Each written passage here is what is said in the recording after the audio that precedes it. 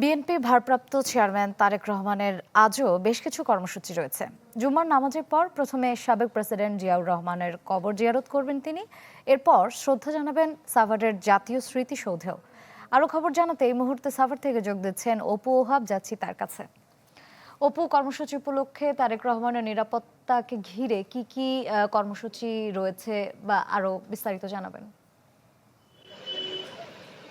হ্যাঁ শ্রেয়া, আজ জুমার নামাজের পর অর্থাৎ পিতার কবর শহীদ প্রেসিডেন্ট জিয়াউর রহমানের কবর জিয়ারত শেষে এখানে আসবেন। এই উপলক্ষে স্থানীয় নেতাকর্মীদের মধ্যে বেশ উচ্ছ্বাস উদ্দীপনা লক্ষ্য করা গেছে। সেই সাথে কিন্তু স্মৃতিসৌধ কর্তৃপক্ষ যথাযথ ব্যবস্থা নিয়েছে। তারা পরিষ্কার পরিচ্ছন্নতা থেকে শুরু করে নিরাপত্তা ব্যবস্থা কিন্তু ঢেলে সাজানো হয়েছে। এরই মধ্যে সর্বসাধারণের জন্য স্মৃতিসৌধে প্রবেশ কিন্তু নিষিদ্ধ করা হয়েছে, কাউকে প্রবেশ করতে দেওয়া হচ্ছে না। স্মৃতিসৌধের মূল ফটক দুটোই বন্ধ করে দেওয়া হয়েছে। আমরা এই মুহূর্তে রয়েছি স্মৃতিসৌধের প্রধান ফটকের সামনে, এখানকার ফটকের সামনে।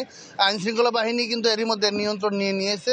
রেইনবো অলরাউন্ডার এক্সটেরিয়র পেইন্ট, বাড়ির বাহিরের দেয়ালের সুরক্ষা নিয়ে থাকুন নিশ্চিন্ত, সাথে পাচ্ছেন 10 বছরের ওয়ারেন্টি।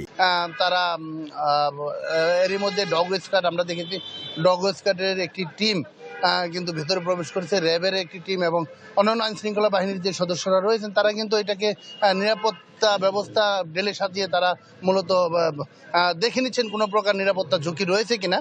এর বাইরে স্থানীয় নেতাকর্মীদের মধ্যে কিন্তু যেহেতু যে পথ ধরে আসবেন ঢাকা আরিচা মহাসড়ক হয়ে সাভারের যে উপজেলার অন্যান্য অংশ জুড়ে আসবেন, সেখানেও কিন্তু নেতাকর্মীরা অবস্থান নেবেন। আমরা জানতে পেরেছি যে এখানে যে স্থানীয় নেতাকর্মীরা রয়েছেন তারা পুরো পথেই কিন্তু তাকে স্বাগত জানানোর জন্য উপস্থিত থাকবেন এবং শুভেচ্ছা জানাবেন, সম্বোধন জানাবেন। বিশেষ করে এক নজর দেখার জন্য কিন্তু মানুষ, স্থানীয় নেতাকর্মীরা যারা রয়েছেন নিয়ে কিন্তু তারা অপেক্ষা করছেন। তারা মূলত এক নজর দেখার জন্য মহাসড়কের কিন্তু উভয় পাশে তারা অবস্থান নেবেন এবং সব মিলে একটি উৎসবের আমেজ বিরাজ করছে গোটা সাভার এলাকা জুড়ে। ধন্যবাদ অপু। সরাসরি যুক্ত ছিলাম জাতীয় স্মৃতিসৌধে।